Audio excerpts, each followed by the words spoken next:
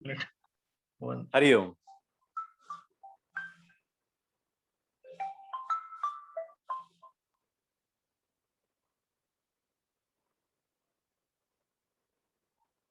स्वागत करते हैं आप सभी का गीता ज्ञान में। हम अध्याय 18 पर हैं और आज जिस श्लोक की चर्चा भगवान कर रहे हैं वो श्लोक है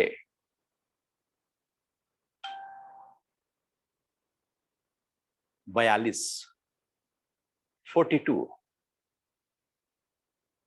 तो भगवान कह रहे हैं कि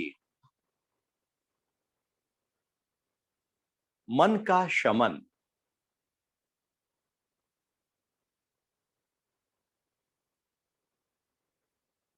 शमन इंद्रियों का दमन, तप, बाहर भीतर की शुद्धता, क्षमा भाव, मन, इंद्रिय और शरीर की सरलता, परमात्मा में आस्था रखना, ज्ञान, विज्ञान, ये ब्राह्मण के स्वाभाविक कर्म हैं। इस तरह से ये 42वें श्लोक पे भगवान ब्राह्मण के स्वाभाविक कर्म क्या हैं उनकी चर्चा कर रहे हैं। इससे पहले ब्राह्मण, क्षत्रिय, वैश्य और शूद्र जो स्वभाव और कर्म के आधार पर विभक्त किए गए हैं उनकी चर्चा हमने जानी थी, समझी थी कि भगवान कहां से, किस तरह से 4 प्रकार के मनुष्यों की चर्चा कर रहे हैं। तो किसको कहेंगे ब्राह्मण? कौन है ब्राह्मण? जो क्रमशः भगवान गुणों की चर्चा कर रहे हैं, लक्षणों की चर्चा कर रहे हैं, स्वभाव की चर्चा कर रहे हैं, वो ब्राह्मण है। पहली बात है मन का शमन। मन का शमन, हमारा मन भाग रहा है, उसकी भागम भाग कभी थमती नहीं।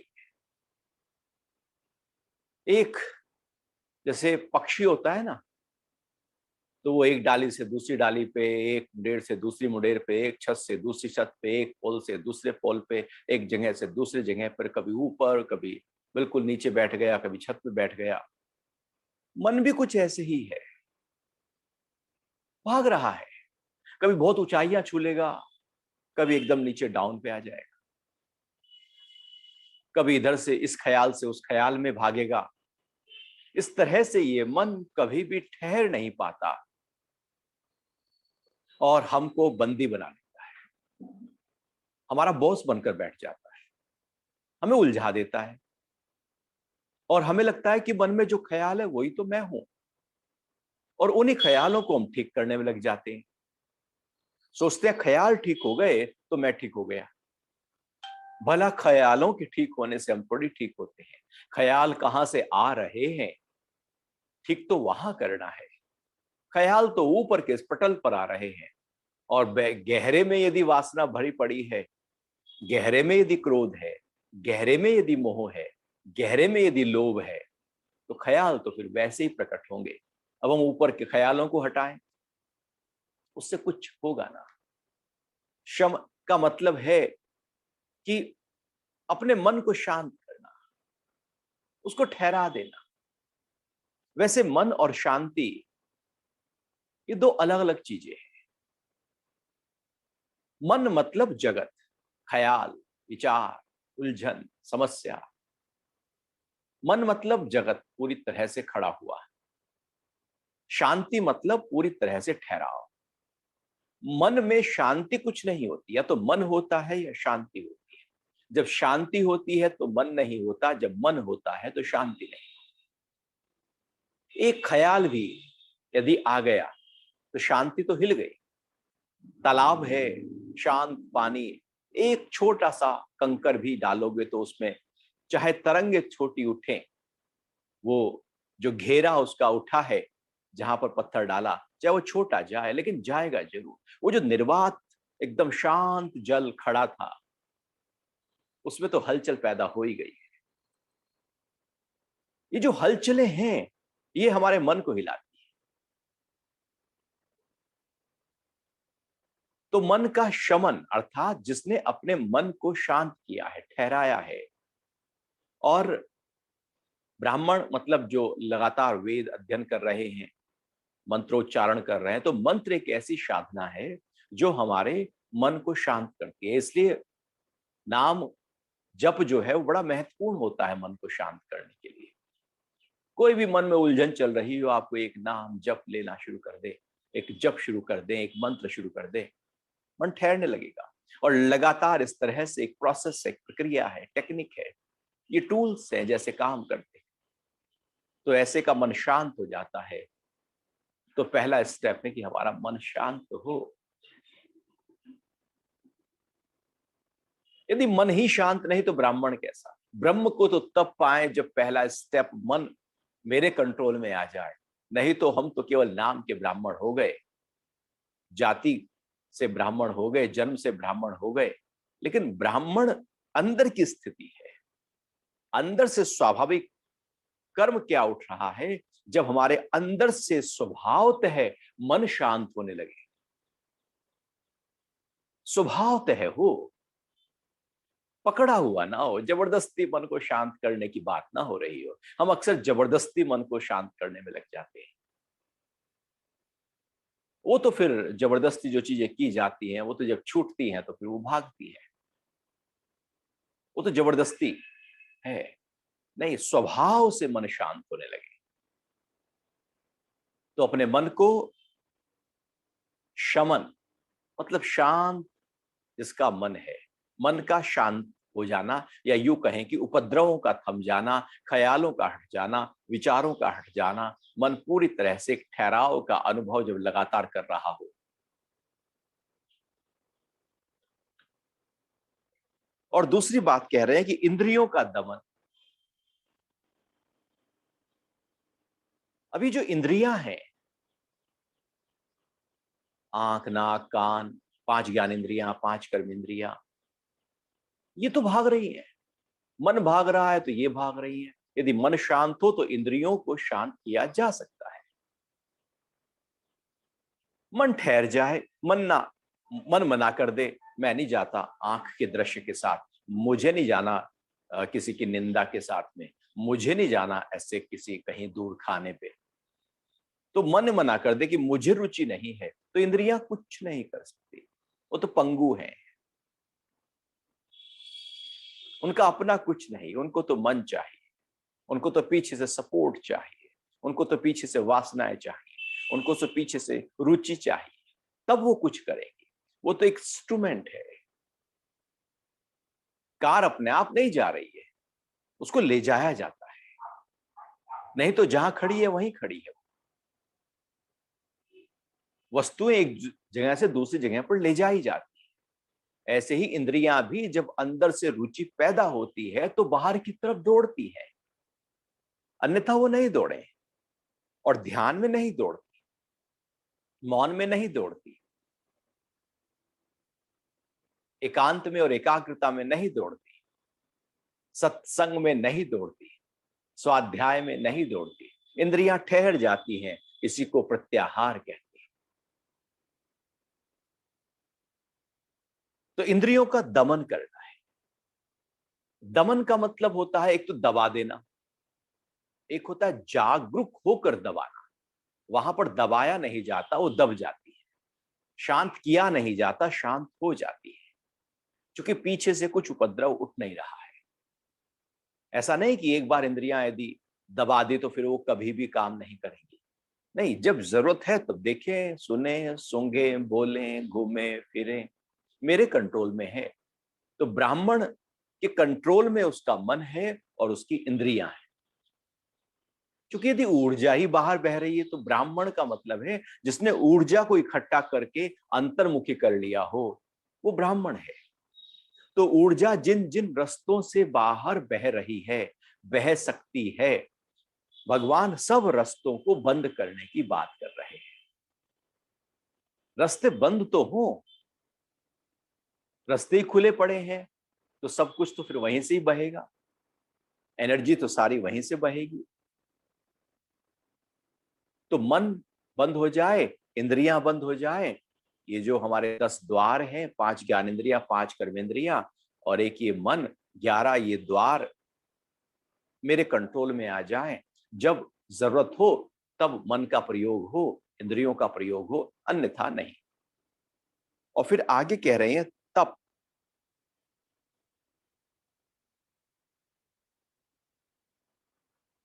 तप फिर एनर्जी को कैसे कंजर्व किया जाए उसकी बात हो रही। तप का मतलब है अनावश्यक ऊर्जा का प्रवाह जो बाहर की तरफ बहता है, किसी विधि विधान के माध्यम से, टेक्निक्स के माध्यम से उसको अंतर्मुखी करना तप कहलाता है।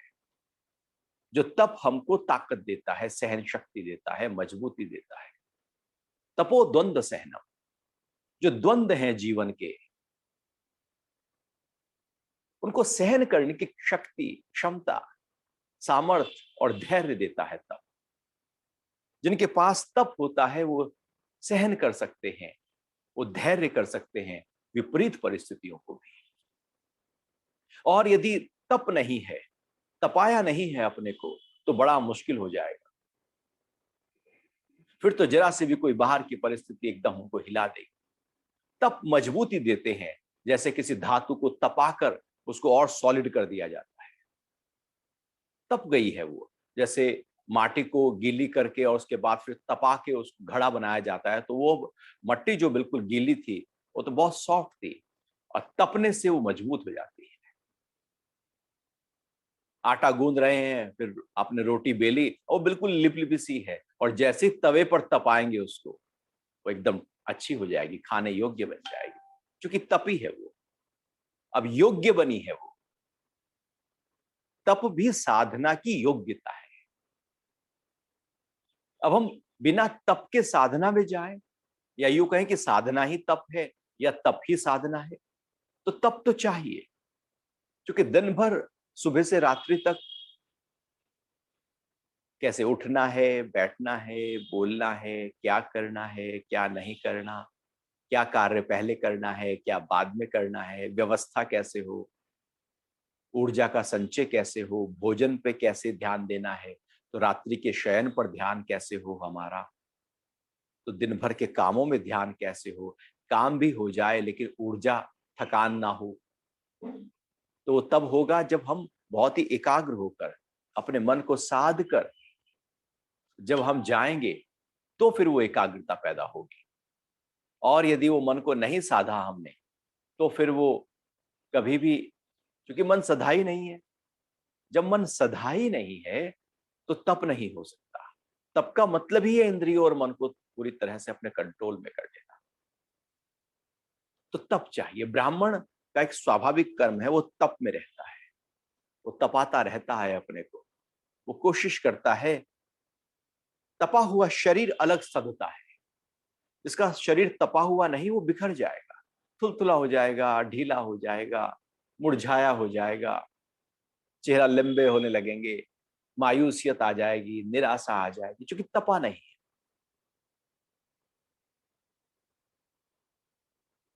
फिर कह रहे हैं कि बाहर भीतर की शुद्धता,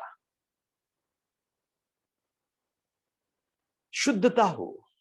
ब्राह्मण का मतलब है जो शुद्धता में अपने आप को, एक स्वाभाविकता है उसके अंदर की शुद्धता, वो हर चीज में एक शुद्धता देखता है। एक बाहर की शुद्धता होती है और एक अंदर की शुद्धता होती है। जैसे आप भी घर के बाहर भी साफ करते हो, तो घर के अंदर भी तो साफ करते हो। ऐसा थोड़ी है घर के बाहर, घर के अंदर का सारा कूड़ा इकट्ठा किया, कमरों का इकट्ठा किया, ड्राइंग रूम किचन का इकट्ठा किया और घर के बाहर ही फेंक दिया। ऐसी होता है अक्सर बहुत घरों में, वो घर का कूड़ा घर के बाहर ही झाड़ू से सरका देते हैं। फिर दिन भर क्या होता है, वही कूड़ा हवा से उड़ के फिर अंदर आ जाता है। ये कूड़ा बाहर फेंक रहे हैं, हवा कूड़ा अंदर फेंक रही है, बस वही सिलसिला चलता रहता है। यदि सफाई चाहिए तो बाहर भी उतना ही साफ करना पड़ेगा जितना अंदर साफ किया है, नहीं तो बाहर से उड़कर आ जाएगा। ऐसे ही अपने अंदर भी हमें सफाई बाहर भी करनी होगी तो अंदर भी करनी होगी। दोनों तरफ सफाई चाहिए, एक तरफा सफाई से बात ना बनेगी। तो दोनों तरफ सफाई कैसे हो? तो बाहर की सफाई, जहां आप उठते हो, बैठते हो, खाते पीते हो, जहां आप दिन भर रहते हो, आपकी कोशिश हो कि आप सफाई रखें, स्वच्छता रखें, शुद्धता रखें, पवित्रता रखें। वो शुद्धता, वो सफाई, वो शुद्धि जल्दी से बीमार नहीं होने देगी हमको, हमारे स्वास्थ्य में और बढ़ोतरी करेगी। आपकी कोशिशों की बाहर की शुद्धता में आप प्रकृति के रखरखाव, अपने आसपास का रखरखाव इस तरह से करें कि उसका प्रभाव हमारे स्वास्थ्य के लिए बहुत बेहतर हो जाए। फिर बाहर की सफाई, जहां आप उठते बैठते हो, घर आंगन की सफाई, जैसे कुत्ता भी बैठने से पहले पूंछ हिला लेता है फिर बैठता है, साफ सुथरे में बैठना पसंद है उसे। ऐसा नहीं कहीं भी उसे भिनके में बैठा दो, वो साफ सुथरे में बैठना पसंद करेगा। तो हमारी भी सफाई हो, ऐसे बाहर भी हो। अक्सर आप देखो घरों में जाकर, वो घरों में का ड्राइंग रूम तो बड़ा सजा होता है, लेकिन उनके बाथरूम में चले जाओ, बाथरूम बता देगा सारे हाल कि ये सफाई दिखावे की है या सफाई है। यदि बाथरूम भी ड्राइंग रूम की तरह चमका है तो समझो कि सफाई है। और यदि वो ऐसे ही है, कभी उस पे ब्रश लगा कभी नहीं लगा, वो पोर्ट भी ऐसे ही पड़ा है, सब गंदा है, कुछ भी प्लेसमेंट नहीं है, सब बिखरा बिखरा सा है, वो सब बिखरा बिखरा सा है, तो उसका मतलब है कि सफाई है नहीं, वो दिखावा है केवल। सफाई है कि जहां आपको, वो हर स्तर पर सफाई होनी चाहिए। अच्छा, सफाई आप अपने घर में रखोगे तो पड़ोसी को फायदा थोड़ी होने वाला है, वो तो आपको ही फायदा होगा। बैक्टीरिया, वो जो बाहर का आक्रमण हमारे शरीर के ऊपर होता है, वो काफी हद तक थम जाएगा, क्योंकि आपने अपने सफाई का ध्यान रखा है। क्योंकि बाहर भीतर की शुद्धता की बात पहले भी कर आए हैं, शुद्धता की बात पहले भी हुई है, महर्षि पतंजलि ने भी की है। शौच ये क्यों हो जाती है? क्योंकि साधक यदि साफ सुथरे स्थान पर रहे तो उसकी उसके अंदर बीमारियां कम होंगी, बाहर से प्रभाव नहीं आएगा, और वो ज्यादा समय साधना पर दे पाएगा। अब जैसे खाना है, इसलिए जो साधक है वो स्वपाकी होते हैं, वो कोशिश करते हैं किसी के हाथ का बना हुआ बाहर का नहीं खाएं। पता नहीं कैसा है, किस शुद्धता से है या नहीं, वो पवित्र मन से है या नहीं, इसलिए कोशिश करते हैं कि काफी हद तक अपने को बचाया जाए। वो घर का ही हो, और स्वपाकी फिर होता है कि खुद बनाया हुआ हो, तो एक बहुत ही ज्यादा गहरी एक साधना हो जाती है, लेकिन घर का तो हो, क्योंकि उसमें शुद्धता होती है। और भोजन में यदि शुद्धता ना हो तो फिर वो जाकर सिस्टम को गड़बड़ाएगी। तो इसलिए हर स्तर की जो सफाई है, भोजन की सफाई, पानी जो आप पी रहे हैं कैसा पी रहे हैं, बर्तन जो है वो उसकी सफाई प्रॉपर है या नहीं है, रात को आप सो रहे हैं तो चादर की सफाई है या नहीं है, या दिन भर का धूल धक्कड़ उस पर इकट्ठा था, आपने चादर चेंज ही नहीं करी, आपने अच्छी तरह से उतार के झाड़ी ही नहीं, तो वो तो इनहेल करेंगे, सुबह को फिर साइनस की शिकायत खड़ी हो जाएगी। तो हर स्तर पर सफाई बाहर की हो, फिर शरीर की सफाई, नहाओ धो उसकी सफाई करो, फिर जो कपड़े पहने हैं उसकी सफाई हो, फिर अंदर की सफाई, अपने मन की, अपने विचारों की, अपने भावों की, जो उठ रहा है अंदर उसकी, हर स्तर पर एक सफाई की प्रक्रिया हमारे साथ होनी चाहिए।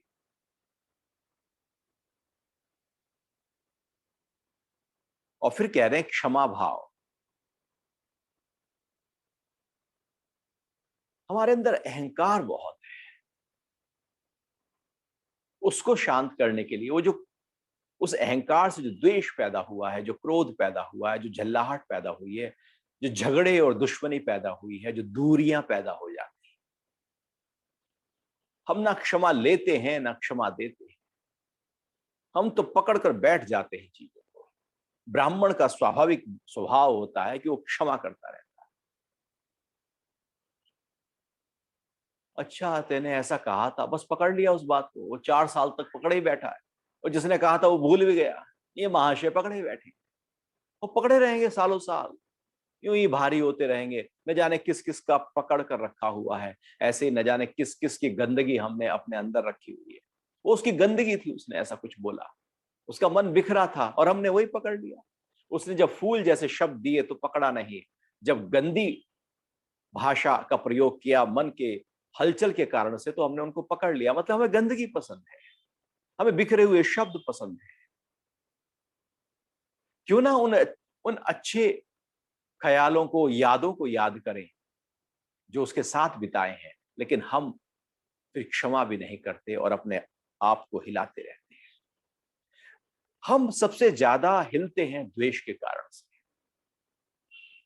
5 रिश्तेदार हो, एक से द्वेष चल रहा हो, देखो वो एक का ही ध्यान आता रहेगा क्योंकि द्वेष चल रहा है उससे। एक ये कभी भी आप जीवन में आगे नहीं बढ़ सकते। ऐसे लोग वहीं पिछड़े रह जाते हैं। क्योंकि क्षमा का भाव महावीर जी ने तो इसमें बहुत ज्यादा बल दिया, अष्टावक्र गीता ने इस पर बल दिया, भगवान श्री कृष्ण इस पर बल दे रहे हैं। साधना की एक प्रक्रिया है क्षमा। बुद्ध कहते हैं क्षमा साधना की आगे बढ़ जाने में सहायक है। क्षमा जो भी कुछ बीता है ठीक है ना, कुछ गलत आपसे हो गया तो क्षमा मांग लीजिए ना। काहे छोटे हो जाओगे? क्या छोटा हो जाएगा तुम्हारा? लंबाई छोटी हो जाएगी, मोटाई छोटी हो जाएगी, तुम्हारा धन कम हो जाएगा, पद कम हो जाएगा, प्रतिष्ठा कम हो जाएगी, यश कम हो जाएगा। आखिर माफी मांग लेने से क्या कम हो जाएगा? और जो कम हो रहा है वो हो तो अच्छा है। अहंकार छोटा होने लगता है। अहंकार को लगता है कि अरे मैं कैसे झुक जाऊं। वो छोटा हो जाए तो अच्छा है, नहीं तो यदि वो बड़ा हो गया तो बस वही बड़ा रह जाएगा, बाकी जीवन की सारी श्रेष्ठताएं कहीं खत्म हो जाएंगी। तो क्षमा हमारे सीधे तौर पर अहंकार पर ठेस पहुंचाता है और उसको ठेस इस तरह से पहुंचाता है कि उसको नाश करता है। एक है ठेस पहुंचाना, अहंकार को उठाना, एक इस तरह से कि उसका समूल नाश करना है। जब क्षमा का भाव प्रकट हो गया तो द्वेष नहीं रहता। तो क्षमा ब्राह्मण का स्वाभाविक कर्म है। और फिर मन, इंद्रिय और शरीर की सरलता, ये भी स्वाभाविक कर्म है। सरलता, मन, इंद्रिय और शरीर। हमारा शरीर ऊर्जा से बना है। यहां जो होता है ऊर्जा से होता है। ऊर्जा के अलावा शरीर कुछ है ही नहीं। हर सेल ऊर्जा ही है, हर ऑर्गन ऊर्जा से बना है, ऊर्जा से चलता है, ऊर्जा की कमी से बिगड़ता है। सब कुछ एनर्जी है। जब ये एनर्जी पूरे शरीर में, मन में, इंद्रियों में व्यवस्थित तरीके से कार्य करती है, बिल्कुल सिस्टमैटिक तरीके से काम करती है, संतुलित रहती है, तो उसको सरलता कहते हैं। एनर्जी अब फ्री फ्लो बह रही है, जैसे गंगा मां गंगोत्री से निकलकर और बहुत सारी नदियों का धीरे धीरे समागम होता हुआ और फिर एक बहुत विशाल गंगा मां लगभग 2500 किलोमीटर की यात्रा करती हुई गंगा सागर में मिलती है, एक धारा में चलती है। एक सरलता है उसकी, वो बह रही है। लेकिन जब वही पानी अपने किनारों को तोड़कर किसी बाढ़ के कारण से और बाहर की तरफ बहना शुरू हो जाए, शहर की तरफ बहना शुरू हो जाए, अब वही जो है वो अब बाढ़ कहलाएगा। वो अब नदी नहीं कहलाएगी, बाढ़ का हो गया है पानी, बिखराव आ गया है उसमें। सरलता का मतलब है बहती हुई नदी और बिखरेपन का मतलब है बाढ़। ऐसे शरीर में है, जब ऊर्जाएं बिखर जाती हैं तो शरीर में बहुत सारी ग्रंथियां बननी, नोट्स बनने शुरू हो जाते हैं। जब हमारा मन बहुत ज्यादा बिखरा हुआ हो, परेशान हो, नाराज हो, हताश हो, उदास हो, हम क्रोध में हो, किसी से द्वेष कर बैठे हो और सोचे जा रहे हो उसी के बारे में, कुछ हानि हो गई हो और सोचे जा रहे हो, किसी ने अपमान कर दिया और सोचे जा रहे हो उसी का ही बस।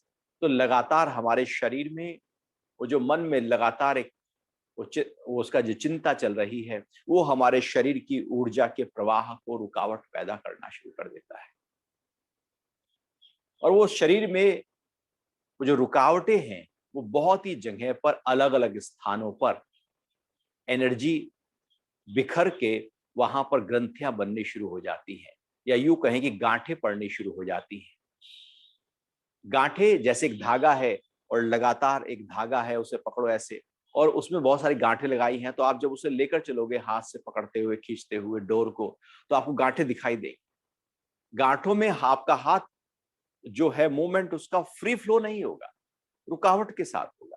ऐसे ही हमारे शरीर में, हमारे मन में, इंद्रियों में अनेक प्रकार की ग्रंथियां, गांठें पैदा हो जाती हैं, नेगेटिविटी के कारण से, गलत खान पीन के कारण से, गलत दिनचर्या के कारण से। तो शरीर में गांठें, मन में गांठें, मन को गलत प्रकार से प्रयोग में लाने के कारण से, नकारात्मकता में रहने के कारण से मन में गांठें आ जाती हैं। इंद्रियों का प्रयोग गलत होने से इंद्रियों में ग्रंथियां, गांठें पैदा हो जाती हैं, शरीर में पैदा हो जाती हैं, और नतीजा होता है कि जो ऊर्जा का प्रवाह है वो इम्बैलेंस होने लगता है, डिस्टर्ब होने लगता है, और अनेक प्रकार के रोग शुरू हो जाते हैं। लेकिन जो सरल है, जैसे बच्चा एक सरल होता है। शरीर की बीमारियां क्या है? गांठें बीमारियां हैं। स्वास्थ्य क्या है? सरलता, स्वास्थ्य। बच्चे की तरह सरलता है, बच्चा सबसे ज्यादा स्वस्थ होता है। यदि उसका खान पीन और बाहर का वातावरण बिल्कुल ठीक ठाक रखा जाए तो उसका स्वास्थ्य बेहतर होता है, क्योंकि वो सरल होता है। हमारे में तो बहुत ही लाग लपेट है, बहुत ही चतुराई है, चालाकी है, होशियारी है। एक एक चीज में हम बहुत ज्यादा उस्ताद हैं। टांग अड़ाने में उस्ताद हैं, टांग खींचने में उस्ताद हैं। हमने सीखा ही समाज से ये है। सरलता कहाँ सिखाई है सोसाइटी ने? अपने घर वाले भी सरलता कहाँ सिखाते हैं? सरलता हो किसी में तो कहते हैं तो बिल्कुल भोंदू है। हम उसको जबरदस्ती चतुर बनाते हैं, चालाक बनाते हैं, स्ट्रीट स्मार्ट बनाते हैं, और उसकी सरलता को खा जाते हैं। इसलिए सरल लोग दिखते ही नहीं। सरल अलग होता है। सरल जैसे तरल, जैसे पानी, वो कहीं भी घुस जाए। लेकिन हम तो सरल कहाँ है? हम तो एक ईगो लिए हुए हैं। हमने एक कुछ अपने अपनी दुनिया को बनाया है, तो सब जगह नहीं हम एंटर कर सकते। हम समभाव में नहीं आ सकते। हमारे अंदर सरलता चाहिए, और जितनी सरलता आप अपने अंदर लेकर आएंगे, जैसी सरलता लेकर आएंगे, आपके शरीर के, मन के, इंद्रियों के जो ऊर्जा का प्रवाह है वो कुछ अलग तरीके से बहने लगेगा। आप एकदम हल्कापन महसूस करना शुरू कर देंगे। अपने को हमें सरल करना है। इसलिए अपने शरीर से जुड़ी हुई हर चीज, चाहे वो व्यायाम हो, भोजन हो, नींद हो, हम अच्छी तरह से ध्यान देते हैं, जिससे शरीर सरल रहे। फिर इंद्रियां का प्रयोग, बोलना कैसा है, सरल भाषा हो, अच्छी भाषा हो, ज्ञान और प्रेम से भरी भाषा हो, आंखों में सरलता हो। ये तो आंखों में चतुराई बहुत है हमारी। तो आंखें न जाने कितने, इसकी भाषा ही बहुत ही विकट है। सारी बातें हम आंखों से कह सकते हैं।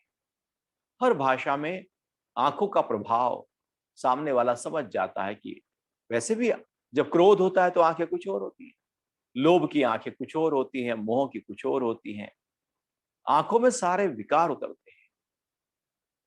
आप जब कोई चीज छूते हैं, आपके टच करने में भी सारे विकार उतर आते हैं। तो स्पर्श कैसा हो रहा है, वो विकार के आधार पर पता लगेगा कि कैसा स्पर्श हो रहा है। इंद्रियों में सारे के सारे विकार उतर सकते हैं। तो सरलता हो हमारे इंद्रियों के स्तर पर, हमारे मन के स्तर पर भी पूरी तरह से सरल हो हम। जो सरल होता है वो उलझा हुआ नहीं होता, और जो चतुर, चालाक, होशियार बनने की कोशिश करता है वो बहुत उलझ जाता है जीवन। सरलता अंदर की स्थिति है, स्ट्रीट स्मार्ट बाहर की स्थिति है। आप चतुर हो, चालाक हो, होशियार हो। जैसे आप जब चलते हैं पगडंडियों पर, तो पगडंडियां तो आड़ी तिरछी है, आप तो सीधे चल रहे हैं। पगडंडी जब आती है तो आप मुड़ जाते हैं, लेकिन आपने अपने संतुलन को सीधा पकड़ा हुआ है। आप अपने संतुलन को आड़ा तिरछा नहीं कर रहे हैं। अंदर से संतुलित है और बाहर जैसे भी रास्ता है। अंदर से सरल हो और बाहर जैसे भी प्रकृति जिगजैग की तरह ले जाना चाहे, जैसे सांप चलता है उसी तरह से प्रकृति भी ऐसे ही है। लेकिन सरल यदि हम हैं तो बाहर की प्रकृति का प्रभाव हम पर नहीं होगा। और चतुर चालाक होशियार व्यक्ति लगता है कि कुछ पा रहा है, लेकिन वो कुछ समय के लिए होता है, उसके बाद वो अंदर से बहुत टूटा होता है, दुखी होता है, अकेला होता है। बहुत हाई उसके ऊपर आ चुकी होती है, उसकी एनर्जी इम्बैलेंस हो चुकी होती है। सरल व्यक्ति के ऊपर क्या हाई आएंगे, उसने कुछ किया ही नहीं है, कुछ बुरा किसी का कर ही नहीं रहा है। तो सरल होना शरीर से, इंद्रियों से, मन से स्वाभाविक कर्म हो जाता है हमारा जो ब्राह्मण है। और परमात्मा में आस्था, उसकी जो आस्था है वो परमात्मा में लगातार होती है, आती जाती नहीं है। ब्राह्मण मतलब जो ब्रह्म की तरफ ही देख रहा हो वही तो ब्राह्मण है। उसकी आंखें, प्रेमी मतलब जो प्रेमिका की तरफ देख रहा हो, प्रेमिका मतलब जो प्रेमी की तरफ देख रही हो, भक्त मतलब जो भगवान की तरफ देख रहा हो, लोभी मतलब जो लोभ की तरफ देख रहा हो और आ जाए और आ जाए, कामी मतलब जो वासना की तरफ देख रहा हो, मोही मतलब जो मोह की तरफ देख रहा हो। ऐसे ही ब्राह्मण मतलब जो परमात्मा की तरफ देख रहा है, वो कोई और कुछ नहीं देख रहा है, उसके अंदर बस परमात्मा के प्रति आस्था है, पूरी तरह से एकदम समर्पण है। तो परमात्मा में आस्था हो उसकी, मतलब अपने से ऊपर कोई है। नहीं तो नास्तिक लोग कहते परमात्मा तो है ही नहीं, ईश्वर तो कहाँ है, अपने को ही बड़ा मानने लगते हैं। अपने से ऊपर जब हम ईश्वर को रखते हैं तो साधना में समर्पण सरलता से हो जाता है।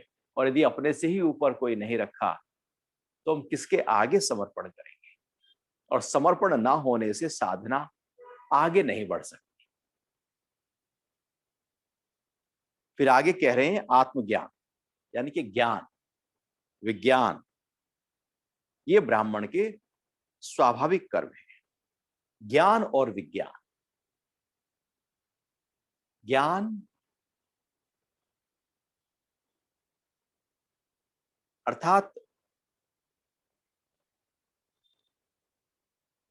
मैं कौन हूं,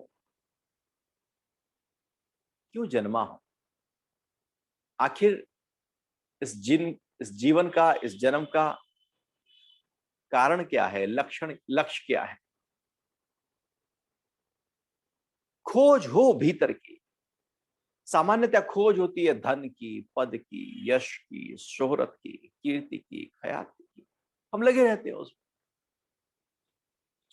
सब खो जाता है। मौत सब कुछ सुहा करके चली जाती है। लेकिन ज्ञान ऐसा है जो मौत के साथ भी अमरता दे जाता है। इन्वेस्टमेंट वहां हो जो लॉन्ग टर्म में आपको बहुत अच्छे रिजल्ट्स दे। अब शॉर्ट टर्म में दिया, लॉन्ग टर्म में तो उसको कोई इंपैक्ट ही नहीं। ज्ञान मतलब अपने को जानने का हमारा रुचि हो, मुमुक्षु हो, एक रुचि, एक जिज्ञासा हो। तो ब्राह्मण जो है वो ज्ञान की तरफ, उसका स्वाभाविक कर्म है। इसलिए पढ़ना, पढ़ाना, शास्त्रों को लिखना, उसको बताना, उसको समझाना, इसलिए सारे वेद, उपनिषद, वेदांत, धर्म ग्रंथ सब ब्राह्मणों के द्वारा लिखे गए हैं। अर्थात जिनकी रुचि ही ज्ञान में। इतना हमारा साहित्य, भारतीय संस्कृति का रिच साहित्य जो है वो ब्राह्मणों की ही देन है। यदि ब्रह्म की तरफ, ज्ञान की तरफ लोगों की रुचि ना होती तो आज कोई साहित्य ना होता। जो भी साहित्य अध्यात्म का है, जिसके द्वारा भी लिखा गया है, वो सब ब्राह्मण है। जरूर नहीं कि जो हिंदू में है वही ब्राह्मण है। अर्थात जो ज्ञान में रुचि रखता है वो ब्राह्मण है। यहाँ हिंदू और मुसलमान की तो कोई बात ही नहीं, चुकी वो तो थे ही नहीं। उससे पहले तो ये चार ही थे केवल। ये केवल एक अंदर के स्वाभाविक कर्म की बात है कि रुचि कहाँ जग रही है। तो हमारी रुचि, ब्राह्मण जो है उसकी रुचि ज्ञान में हो और विज्ञान में हो। ज्ञान मतलब प्राप्त करना नॉलेज को, विज्ञान मतलब उस नॉलेज पर चलना। अक्सर नॉलेज का प्राप्त करना तो हो जाता है, चलने की बारी में हम पीछे हट जाते हैं। चलना बड़ा मुश्किल है। हमने आज जितनी सारी बातें भगवान द्वारा जो कही गई हैं सुनी, अब इस पे हम कहें कि चलो एक पे चलो, आज बड़ा मुश्किल हो जाएगा एक पे चलना। सुनने में तो बहुत बिल्कुल सरल है, अच्छा लग रहा है, कानों को बड़ा अच्छा लगता है, समय बहुत अच्छी तरह से पास हो जाता है, ये टाइम तो बिल्कुल परफेक्ट है, सुनने के लिए तो बहुत अच्छा है। लेकिन वो फिर कान तक सीमित रह गया। केवल सुनने से बात नहीं बनेगी, रुचि के साथ सुनकर उसको इम्प्लीमेंट करते हुए और फिर कर्मों में उतारते हुए बात बनेगी। अब ऐसे ही है कि एक ब्राह्मण है, उसने शास्त्र तो याद किए हैं, सब रटा तो है, सुना तो है, सुनाते भी हैं, लेकिन जीवन में उसका रत्ती भर भी प्रभाव नहीं, तो विज्ञान नहीं हुआ। फिर ज्ञान तो हुआ, विज्ञान नहीं हुआ, उसका प्रकटीकरण नहीं हुआ, तो फिर वो अधूरा मामला रह गया, पूरा नहीं हुआ। अब खाना बनाना तो आता है, सीख तो लिया, लेकिन बना ही नहीं रहे, किसी को खिला ही नहीं रहे हैं, तो भैया सीखा क्यों था? एक चीज तो सीख ली, लेकिन उसका प्रकटीकरण कर नहीं रहे हैं, तो बेकार हो गया। और सीखो तो ना सीखो तो एक ही बात है। तो ज्ञान को लेना और फिर जीवन को समझना, चूंकि ज्ञान जीवन को समझाता है, बताता है, और उसके बाद उस पर चलना, उस विज्ञान को जीवन में लेकर आना। विज्ञान मतलब प्रकृति, ज्ञान मतलब पुरुष। पुरुष और प्रकृति दोनों का ज्ञान होने लगता है ब्राह्मण को। इसलिए हमारे सारे खगोल शास्त्री सब ब्राह्मण थे, आर्यभट्ट, वराहमिहिर, भास्कर, सारा पूरे का पूरा खगोल, चंद्र तारे, सबकी जो गति है, दूरी है, वो कैसे यहाँ बैठे बैठे सब प्रकृति की सारी, यहां से लेकर सूरज की दूरी, चांद की दूरी, मंगल की माटी का रंग, बृहस्पति, कैसे यहां से बैठे बैठे सब जाना है, ये विज्ञान है। वनस्पतियों के बारे में, धरती के बारे में, तो पूरे की पूरी एक खाद्य सामग्री के बारे में, हर तरह से जड़ी बूटियों के बारे में, ये सब विज्ञान है। विज्ञान है कि सूर्य की किरणों में क्या है, क्यों अर्घ दे, तुलसी में क्या है, क्यों तुलसी के पौधे को घर पे लगाएं, पीपल में क्या है, क्यों पीपल के पास जाकर परिक्रमा करें, मंदिर का आकार ऐसा क्यों है, सारा का सारा विज्ञान है, साइंस। प्रणाम क्यों करें, एक विज्ञान, वैज्ञानिक दृष्टिकोण से ब्राह्मणों ने उस ज्ञान को प्रकट करना शुरू कर दिया। अर्थात प्रकृति में कैसे रहे उसके लिए विज्ञान, और अपने में कैसे रहे उसके लिए ज्ञान। तो प्रकृति का भी नॉलेज हो तो अपना भी हो, तो दोनों का हो। ऐसा नहीं कि अपना है, अपना तो पता है और प्रकृति का पता ही नहीं है। हमें पता ही नहीं था कि आग में हाथ देने से आग जल जाता है। ये विज्ञान है कि आग अपना स्वाभाविक कर्म में है, ये उसकी नॉलेज है। तो इसलिए बाहर की भी नॉलेज हो और अंदर की भी नॉलेज हो। तो ब्राह्मण दोनों तरफ का ज्ञान रखता है, प्रकृति का भी और पुरुष का भी। तो भगवान कह रहे हैं कि इस तरह से ये ब्राह्मण के स्वाभाविक कर्म है। तो कौन कौन से हैं? मन का शमन, ये श्लोक 42 है। इंद्रियों का दमन, तप, बाहर भीतर की शुद्धता, क्षमा भाव, मन, इंद्रिय और शरीर की सरलता, परमात्मा में आस्था रखना, ज्ञान, विज्ञान, ये ब्राह्मण के स्वाभाविक कर्म है। अब आप यदि इसमें से चलना शुरू करो तो आप ब्राह्मण, और यदि इसमें से हम नहीं चलते तो ब्राह्मण घर में जन्म लेते हुए ब्राह्मण नहीं है। ब्राह्मण जो इस पे चल रहा है गीता के अनुसार, तो हमें ब्राह्मण नहीं बनना है भले, लेकिन कोई एक चीज तो पकड़ लो और उस पर चलना शुरू कर दो। ऐसा नहीं कि आज सुना और फिर आज तो बड़ा अच्छा लगा और हमने उसको छोड़ दिया। एक को पकड़ लो, जीवन में पूरी तरह से आमूल चूल परिवर्तन प्रारंभ हो जाएंगे। क्योंकि गीता का एक एक विधि, ये सब विधियां हैं, सब टूल्स हैं, तरीके हैं कैसे आगे बढ़े। तो एक साधे सब सधे, एक को साध लो, धीरे धीरे सब सधना शुरू हो जाएगा। इसके बाद अब भगवान आगे 43 और 44वें श्लोक में क्षत्रिय, वैश्य और शूद्र के क्या स्वाभाविक कर्म है उसकी चर्चा करने वाले हैं। इसकी चर्चा अब हम अगले सत्संग में करेंगे। अभी कुछ समय हुआ है थोड़ा सा ध्यान करने का, हाथों पैरों को खोल लेने का। एक बार आराम से बैठ जाएं, पैरों को खोल लें, दोनों पैरों को सामने फैला लें, हाथों को पीछे रख लें और पैरों के पंजों को आगे और पीछे पूरा खींचे, पूरा खींच ले।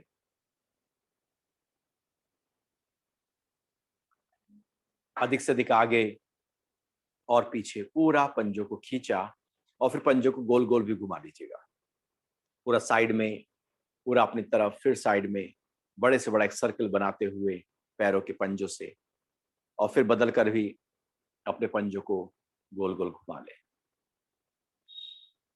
बहुत अच्छा, छोड़ दीजिएगा और खड़े हो जाएंगे। पैरों को थोड़ा खोल लो, दोनों हाथ साइड में, मुट्ठियां बंद, और जरा घुमाओ हाथों को,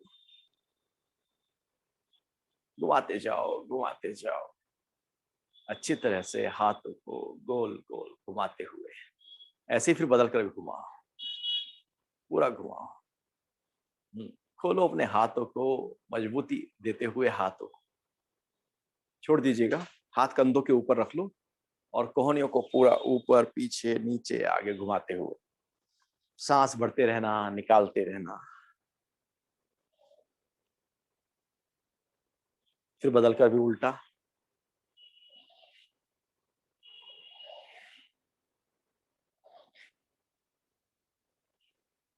छोड़ दीजिएगा। ताड़ासन करते हैं, पैरों को मिला लो, अंगुलियां फंसाइए, हथेलियां पलटिए, सांस भरते हैं, हाथ को उठाएं ऊपर और खींचे, जितना खींच सकते हैं। पूरा शरीर लगातार एड़ियां उठाकर ऊपर की ओर खींच लीजिए, हाथ थोड़े पीछे, सांस आए सांस जाए, लंबा भरो निकालो, खींचो ऊपर, हाथ थोड़े पीछे की तरफ, और फिर धीरे से वापस हाथों को नीचे ले आइए। पैरों को थोड़ा सा खोल लो, लगभग कंधों की चौड़ाई के बराबर अंतर पैरों में रख लो, अंगुलियां फिर फंसाओ, हथेलियां पलटो, हाथों को उठाओ, ऊर्ध्वस्तोत्तानासन, जरा साइड में, लेफ्ट साइड में झुक जाओ, साइड पूरा झुको, मुस्कुराओ, रुक जाओ वहां पर, फिर वापस आकर दूसरी तरफ पूरा झुके, यहां रुके, फिर वापस आए और फिर बदले।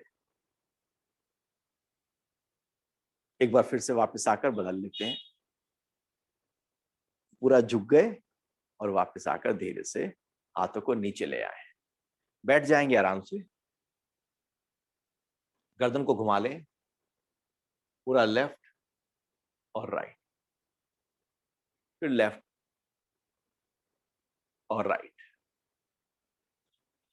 फिर से लेफ्ट पूरा और राइट। बीच में आए, कान कंधे की तरफ साइड में झुकाएं, फिर सिर उठाकर दूसरी तरफ, फिर से बदलते हैं और फिर से बीच में लाए, पूरा सिर को आगे ले जाओ, ठोड़ी को गले से लगाओ, सिर को उठाओ ऊपर, पूरा दूर करो ठोड़ी को गले से, जितना दूर कर सको, फिर आगे पूरा मिला दो, फिर पीछे, बीच में आंखों को गोल गोल घुमाएंगे, पूरा नीचे देखो, साइड में, ऊपर, फिर राइट साइड में, फिर नीचे, लेफ्ट टू राइट, पूरे से बड़ा एक सर्कल बनाते हुए,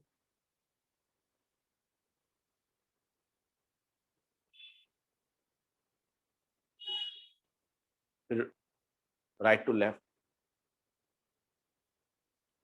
एंटी क्लॉकवाइज, उल्टा। आंखें बंद कर लें और पूरी आंखें खोलें जैसे आंखें फाड़ते हैं, फिर कसकर नीचे, फिर खोलें, मीच लें, फिर से खोल लें और मीच लें। अब जल्दी जल्दी आंखें खोलें और बंद करें।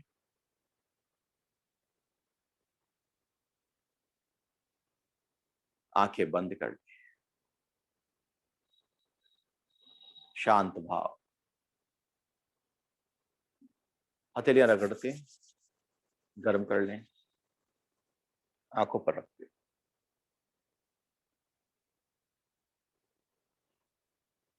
हथेलियां हटाते हैं, आंखें खोलें और अनुलोम विलोम प्राणायाम के लिए सीधे हाथ की प्राणायाम मुद्रा नाक पर ले जाइए। राइट नोस्ट्रल को बंद करते हैं। लेफ्ट से श्वास निकालें बाहर।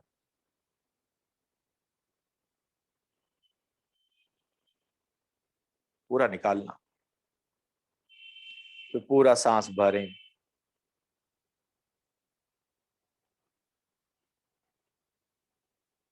और फिर राइट से निकाल दें।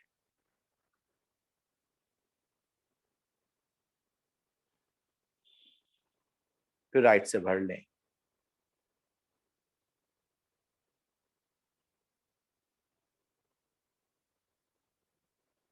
लेफ्ट से निकाल दें।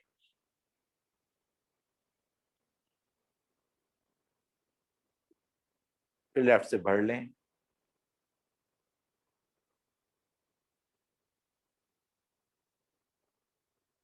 और राइट से निकाल दें। बंद आंखें हैं और धीरे धीरे सांस का भरना और निकलना हो।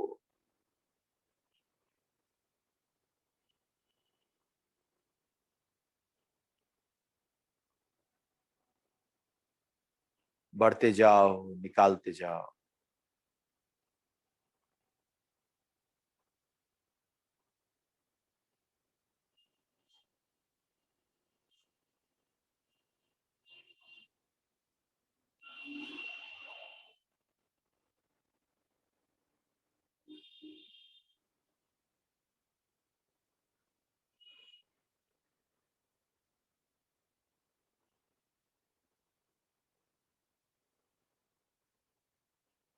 ध्यान सांसों पर टिका रहे।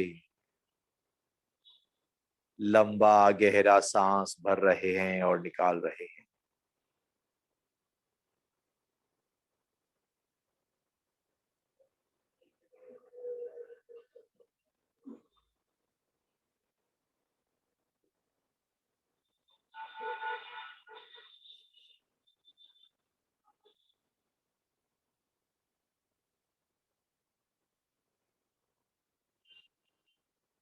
जितना ध्यान गहराएंगे उतना ज्यादा मन शांत होने लगेगा और प्राणायाम का लाभ बढ़ जाएगा, क्योंकि यह प्राणायाम मन को शांत करने के लिए,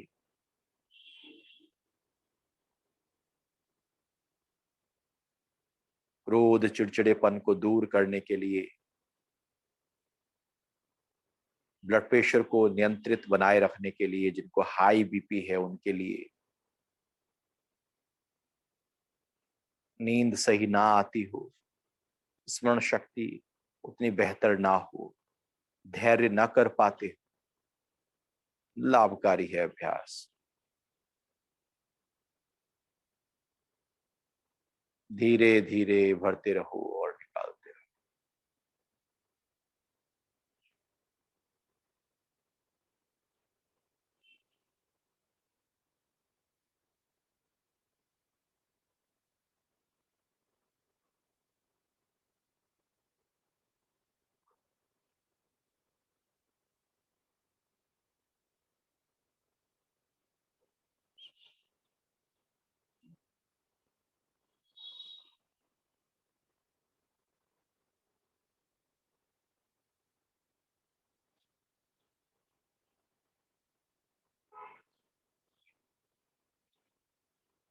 भरे श्वास तो पेट भी थोड़ा उठ जाए, फूल जाए।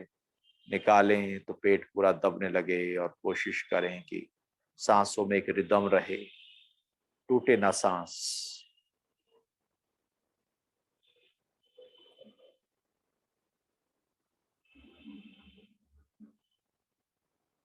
राइट से भरकर फिर लेफ्ट से निकाल दीजिएगा। हाथ नीचे ले आए। आंखें बंद करते। शांत भाव है।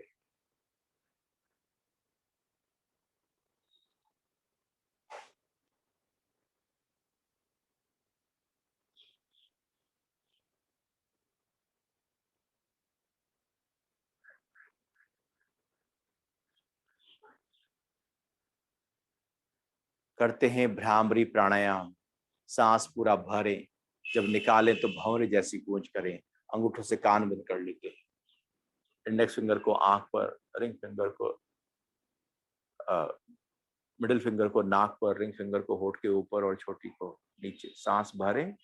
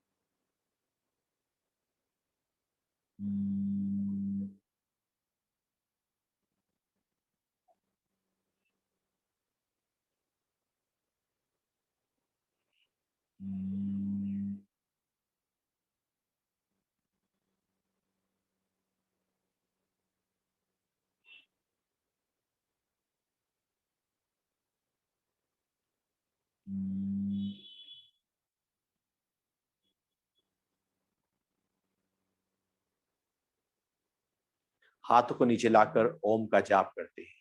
सांस पूरा भर लीजिए। ओ